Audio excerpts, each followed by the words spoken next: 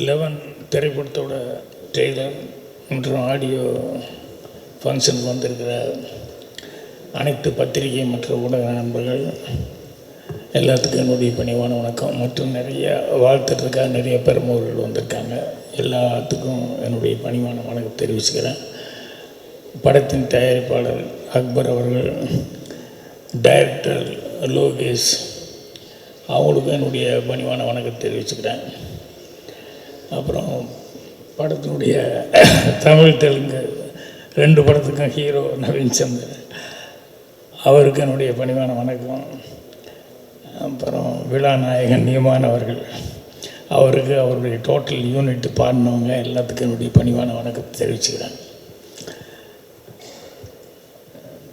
நான் நிக்கில் படத்துக்காக எல்லா டெக்னீஷியன் சொல்லிட்டு நல்ல எல்லாத்துக்கும் மொத்தமாக நிக்கில் என்ன படத்துக்கு ஆடியோ இதுக்கு வரணும்னு சொல்லி கூப்பிட்டு, நீ சாதாரணமாக கேட்குற மாதிரி கேட்டேன், என்ன மாதிரி டைப் படம் அப்படின்னு. அப்புறம் கிரைம் அப்படின்னு சொல்லி சொன்னாப்புல. நான் படம் பண்ணுறதுக்கும் நான் படம் பார்க்குறதுக்கும் சம்மந்தமே இல்லை. இது இந்த கேசட்டு ஆடியோ இதெல்லாம் டிஸ்கெல்லாம் எடுக்கிற அந்த லைப்ரரிக்காரன் சொல்லுவான் பூர்ணிமா கிட்ட, என்ன சார் எடுக்கிற படத்துக்கு அவர் பார்க்குற படத்துக்கு சம்மந்தமே இல்லை, கத்தி துப்பாக்கி இல்லைன்னா அந்த படத்தையே வாங்க மாட்டேங்கிறாரு அப்படின்னு சொல்லிட்டு. எனக்கு உண்மையிலேயே படம் பார்க்குறது அப்படின்னு சொன்னோம்னா அந்த க்ரைம் ஆக்ஷன் இந்த மாதிரி படம் தான் எனக்கு ரொம்ப பிடிக்கும். மற்ற படத்தை ரசித்து பார்த்துட்ருப்போம். இருந்தாலும் இந்த க்ரைம் எல்லாம் அந்த படங்கள்லாம் வரும்போது கொஞ்சம் மூளைக்கும் வேலை கொடுக்குற மாதிரி அதில் விஷயங்கள் இருக்கும். அதனால் அடுத்தது என்னன்னு அந்த சஸ்பென்ஸோடு பார்த்துக்கிட்டு இருப்போம். ஸோ அதுதான் எனக்கு இன்ட்ரெஸ்ட். அந்த மாதிரி படங்களில் நான் அதிகமாக பண்ணல. வெடிமறை காத்துரு, கைதின் டைரி, இதுதான் அவ்வளோதான் பண்ணேன். வேறு எதுவும் சப்ஜெக்ட் பண்ணல.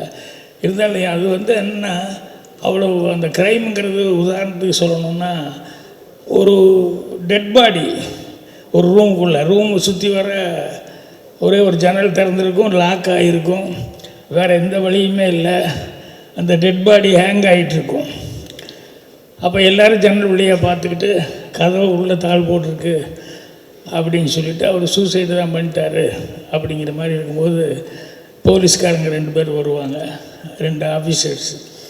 அவங்க 2 பேர் வந்தோடனே எல்லாத்திட்டையும் கேட்குறாங்க, யாராவது போனாங்களா உள்ளே என்னென்னு கேட்டதுக்கப்புறம், இல்லை சார் கதவு தாள் போட்டிருக்க உள்ள அவருக்கு ஏதோ கஷ்டம் போலுக்கு சூசைடு பண்ணிட்டாரு அப்படின்னா ஜன்னல் பார்க்குறாங்க. ஒரு ஜன்னல் வழியாக அப்படி ஹேங் ஆகிறது மட்டும் தெரியுது. சரி, வேறு எந்த ரூட்டுமே இல்லை அப்படின்னு சொல்லும்போது கதவை உடைச்சிட்டு உள்ளே போகிறாங்க. போனோடனே 2 ஆஃபீஸரில் ஒரு ஆஃபீஸர் சுற்றி வர பார்த்துக்கிட்டே இருந்தான். ஒரு ஆஃபீஸர் உள்ளே வந்தோடனே அப்புறம் அந்த இன்னொரு ஆஃபீஸர் கூப்பிட்டான், இது தற்கொலை இல்லை கொலை. ஏய் என்னடா வந்த உடனேயுமே உள்ள தற்கொலை இல்லை கொலைங்கிற, இந்த பக்கமே ரூட் இல்லை உடனே கொலைங்கிற.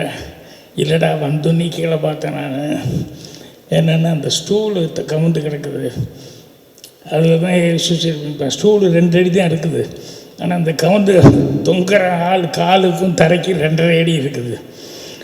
2 அடி ஸ்டூலில் ஏறி எப்படி 2.5 அடிக்கு மேலேயா போக முடியும்? 3 அடி ஸ்டூல்லேருந்து தட்டி விட்டு விழுந்தால் தான் 2.5 அடியில் வர முடியும்.